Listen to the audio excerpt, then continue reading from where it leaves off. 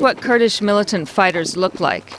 They train and hide in the mountains of northern Iraq and southeastern Turkey.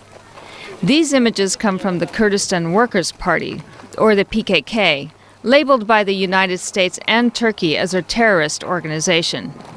It claims to want increased rights for Kurds in Turkey and Iran and uses violence to achieve those goals.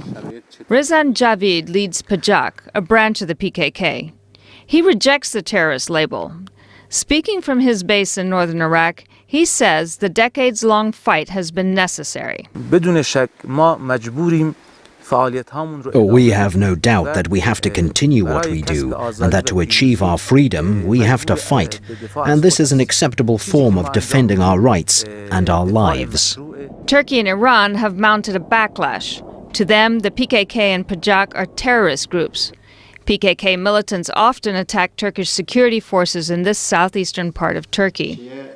Turkey's ruling AK party spokesman Hüseyin Çelik defends a recent government crackdown on anyone suspected of working with the PKK, even if the link is indirect. I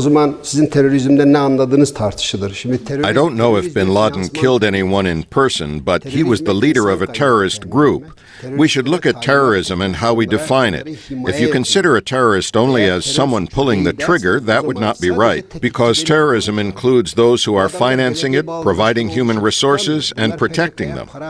But Kurds say violence breeds violence. And civilians in the northern Iraq autonomous area of Kurdistan say they are bearing the brunt of Iranian and Turkish military efforts to put an end to the PKK and PJAK. Villagers say they are caught in the crossfire. These families were forced to leave their homes. They now depend on United Nations aid.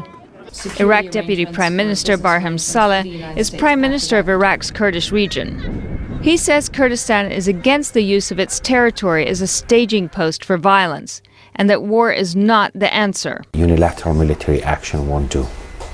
They are futile, they cannot solve this problem. There has to be a political track at the end of the day to address the root causes of this problem. Without a political solution, the fight in the mountains along the borders of Iran, Iraq, and Turkey will likely continue. And more will die. Sharon, Behn, VOA News, Washington.